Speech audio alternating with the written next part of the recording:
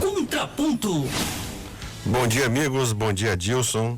Nesse dia triste, um trechinho aqui do grande Mário Quintana, né? Aos que se vão. A morte deveria ser assim, um céu que pouco a pouco anoitece e a gente nem soubesse que era o fim. Infelizmente, a vida é assim mesmo. Temos que seguir. É a mensagem que eu deixo, né, para esse dia triste de hoje. O que me traz aqui hoje é o STF. O STF na CPI. Desde a posse do ministro Fux na presidência do STF, este resolveu promover algumas alterações na administração do tribunal. Entre as alterações está a forma como se dá a distribuição dos processos entre os ministros. Agora, os feitos são todos distribuídos indistintamente, não importando se já tem magistrado com processo semelhante. Aquilo que parecia ser uma coisa boa, na prática tem se tornado um desastre. E explico por quê. Antes desta reforma, os processos seguiam uma lógica que, por sinal, é comum nos outros tribunais. Os juízes que já tinham em suas mãos processos sobre determinado fato, se houvesse ações com os mesmos objetos, este se tornava, o juiz, responsável pelo novo processo protocolado. Isso no direito é chamado de prevenção. Tal medida é para evitar que demandas com as mesmas partes e objetos não tenham decisões conflitantes sobre o mesmo caso. Essa conduta está normatizada nos dois códigos processuais, o civil e o penal. O ministro Fux resolveu não seguir esta regra da prevenção, que inclusive também se encontra no regimento interno do STF. E isso tem gerado uma bagunça completa.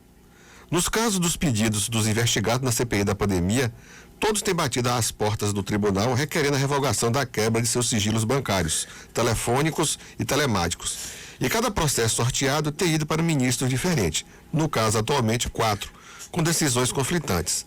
Assim, 2 não acataram os pedidos de revogação de quebra de sigilo, Lewandowski e Alexandre de Moraes, e outros 2, Luiz Roberto e Cássio Nunes, impedem que a quebra do sigilo seja levada adiante. Essa nova disposição de distribuição de processos, além de ser contrária às regras processuais e regimentais do STF, contribui para passar a imagem de insegurança jurídica da mais alta corte do país. E que, em última análise, expõe o tribunal a um vexame desnecessário. Nesta bagunça distributiva de processos, um dos sorteados foi o ministro Gilmar Mendes, que acertadamente declinou da apreciação do feito, remetendo ao ministro prevento, que no caso é o Lewandowski. Este ministro, inclusive, foi o primeiro a receber as demandas dos investigados na CPI da pandemia. Portanto, como regula as regras processuais, todos os processos com o mesmo pedido deveriam ser apreciados por ele. Segundo se noticia, esse critério de distribuição vem, entre aspas, área técnica do Supremo. Agora, baseado em que lei, sinceramente não sei. As decisões do ministro Lewandowski, corroborando a manutenção das quebras dos sigilos dos investigados pela CPI da pandemia, têm sido acertada. Esquece os detratores que o artigo 58, parágrafo 3º da Constituição Federal diz em português claro que as CPIs têm poderes de investigação próprios das autoridades judiciais. Se os pedidos de quebra de sigilo têm fundamentos consistentes, não pode o STF decidir de forma diferente. Qualquer coisa em contrário se constitui de interferência de um poder federal em outro, o que é vedado pelo texto constitucional. As decisões dos ministros Cássio Nunes e Roberto Barroso são, com as devidas vênias, equivocadas e desconstituídas de amparo legal. É aquela velha mania de querer protagonizar em situações que não são da alçada do STF.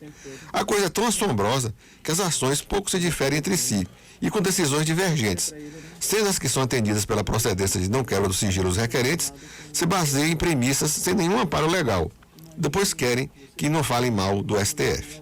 Quando Barroso e Cássio Nunes impedem, através de suas decisões, a quebra de sigilos investigados pela CPI da pandemia, estão retirando dessa comissão poderes que foram autorizados pelo texto constitucional. As perorações nesses seus julgados não se mantêm se fossem levadas ao plenário da Corte. É interferência direta do Judiciário em uma das casas do Legislativo Federal.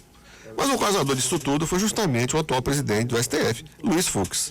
A mudança na distribuição dos feitos veio na tentativa de tirar da segunda turma, no caso do STF, a possibilidade de julgar todos os processos da Lava Jato, uma vez que estavam perdendo todas, e permitindo que fosse para a primeira Câmara, sem que lá a maioria dos valentes de Curitiba sempre levava vantagem. Se os amigos lembrarem, houve até uma discussão ríspida entre o ministro Gilmar Mendes a respeito dessa mudança de distribuição dos processos.